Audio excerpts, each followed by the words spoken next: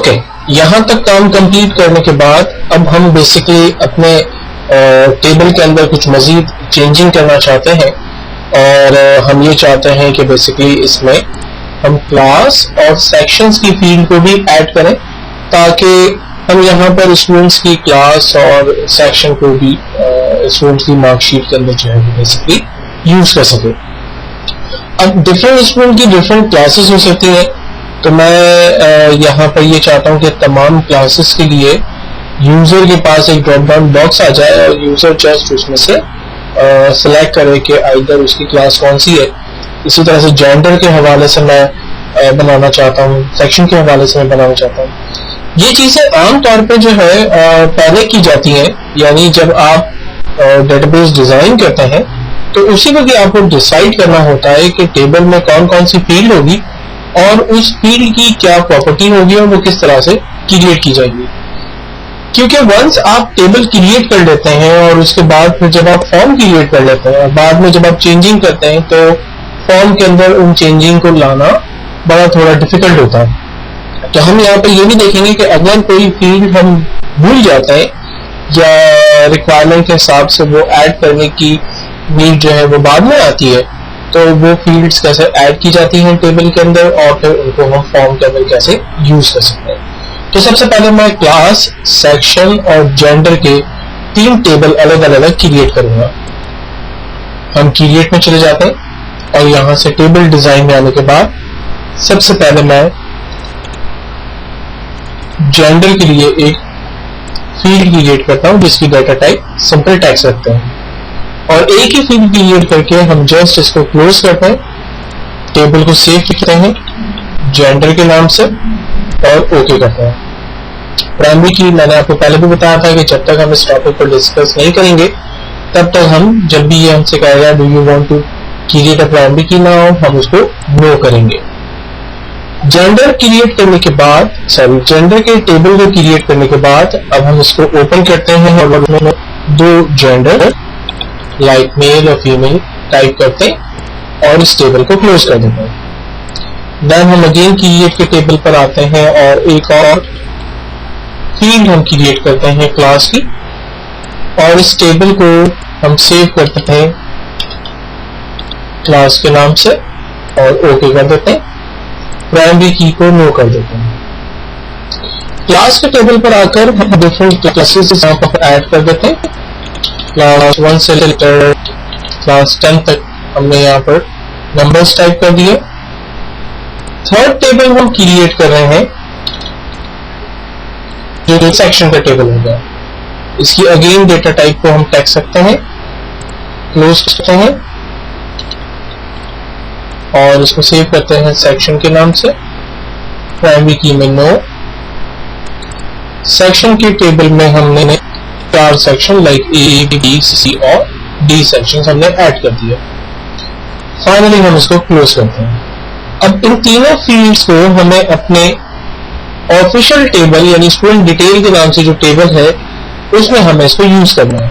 तो हम अपने टेबल पर राइट क्लिक करके इसके डिजाइन व्यू पर जाते हैं और इस टेबल की फील्ड्स को ओपन करते हैं। अब इस टेबल में जहां पर हमें फील्ड्स को ऐड करना है उस रॉ पर हम राइट क्लिक करके इंसर्ट रॉ करते हैं तो वहां पर एक नई रॉ ऐड हो जाती है। अब इस रॉ पर मैं सबसे पहले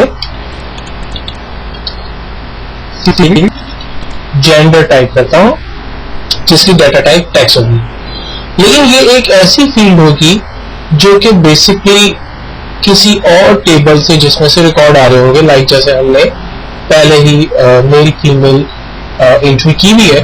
तो मैं चाहूंगा कि यूजर को एक ऑप्शन मिले कि वो जेंडर के इस टेबल में से जस्ट वो सिलेक्ट करे कि आइदर स्टूडेंट मेल है या फीमेल है।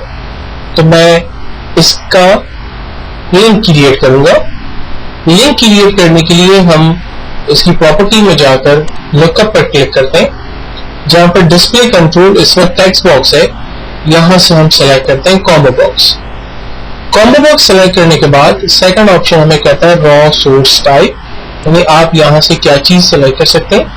हम यहां से टेबल, क्यूरी, लिस्ट वैल्यू या फील्ड लिस्ट सेलेक्ट कर सकते हैं। तो चूंकि हमने टेबल पहले से ही क्रिएट किया हुआ है तो इसलिए हम टेबल क्यूरी को सेलेक्ट करेंगे। थर्ड ऑप्शन हमें कहता है कि रॉ की सोर्स बताइए कि एक्चुअल में टेबल आपका कहाँ है। तो टेबल हमारा किस नाम से है, क्लास, जेंडर, सेक्शन या स्टूडेंट डिटेल। तो जेंडर की फील्ड का लिंक हम बनाते हैं जेंडर के टेबल के साथ। इतनी तीनों ऑप्शंस को सिलेक्ट करने के बाद हम फाइनली इस टेबल को क्रॉस करके बंद करते हैं और सेव करते हैं और टेबल को जस्ट डबल क्लिक करके ओपन करते हैं और देखते हैं कि यहाँ पर एक नई फील्ड ऐड हो गई है जिसका नाम है जेंडर। जेंडर की फील्ड पर जैसे ही क्लिक करते हैं ऑटोमेटिकली यहाँ एक ड्रॉप डाउन बॉक्स आता है जिसमें हमसे सवाल करता है कि यूजर आइदर मेल है या फीमेल, और हम इस ड्रॉप डाउन में से ऑप्शन सिलेक्ट करते हैं कि यूजर जो है वो उसकी बेसिकली जेंडर क्या है। तो ये एक आसान तरीका, हमने एक टेबल से अपने टेबल का लिंक क्रिएट किया। इसी टेक्निक को यूज करते हुए हम क्लास और सेक्शन के लिंक्स भी क्रिएट करेंगे। ऐसा करने के लिए हम अपने टेबल को पहले क्लोज करते हैं और फिर इस पर दोबारा राइट क्लिक करके डिजाइन व्यू में जाते हैं और यहाँ पर दो नई फील्ड्स ऐड करते हैं। इंसर्ट ड्रॉ किया और यहाँ पर पहली फील्ड हम ऐड करते हैं क्लास जिसकी डाटा टाइप टेक्स्ट होगी। एक और रो हम ऐड करते हैं एक और रो हमने ऐड करके एक फील्ड ऐड की सेक्शन और उसकी डाटा टाइप को भी हमने टेक्स्ट किया। फाइनली हम अपने दोनों टेबल का लिंक क्रिएट करते हैं। जैसे क्लास का लिंक हमें क्रिएट करना है तो हम उसको लुकअप में चले गए, यहाँ हमें टेक्स्ट बॉक्स की जगह कॉम्बो बॉक्स चाहिए। हमें टेबल और क्वेरी की जरूरत है और लिंक के लिए हम लोग चले जाते हैं इसके ड्रॉप डाउन बॉक्स पे और यहां से हम सेलेक्ट कर लेते हैं क्लास के ऑप्शन को। इसी तरह से सेकंड फील्ड है हमारी सेक्शन, इसके टेक्स्ट बॉक्स की जगह हम सेलेक्ट करते हैं कॉम्बो बॉक्स। क्वेरी है और इसके ड्रॉप डाउन बॉक्स से हम लोग सेलेक्ट करते हैं सेक्शन के टेबल को। तीनों के लिंक्स क्रिएट करने के बाद फाइनली हम क्रॉस के बटन पर क्लिक करके इसे सेव करते हैं और अब अपने टेबल को डबल क्लिक करके ओपन करते हैं तो हम देख सकते हैं कि जेंडर की फील्ड के बराबर में दो नई फील्ड्स ऐड हो गई हैं, क्लास और सेक्शन, और वो बिल्कुल उसी तरह से बिहेव कर रही हैं जैसे कि जेंडर की फील्ड बिहेव कर रही थी। यानी यहाँ पर एक ड्रॉप डाउन बॉक्स ऐड हो गया और हम यहाँ पर बेसिकली उनकी क्लासेस सेलेक्ट कर सकते हैं और इसी तरह से हम उनके सेक्शंस सेलेक्ट कर सकते हैं। तो ये एक आसान सी टेक्निक जिसको यूज करते हुए हम अपने टेबल में as a drop down list अगर किसी दूसरे टेबल से रिकॉर्ड को कॉल करना चाहे तो वो हम कर सकते हैं। अब यहाँ टेबल में जो रिकॉर्ड्स हमने ऐड किए हैं यानी जो फील्ड्स हमने ऐड की हैं वो फील्ड्स इस वक्त हमारे फॉर्म पे नहीं आ रही हैं। तो उन फील्ड्स को हम अपने फॉर्म पे कैसे लाएं? एक तरीका तो ये है कि हम फॉर्म को डिलीट कर दें और दोबारा से नए सिरे से फॉर्म हम क्रिएट करें।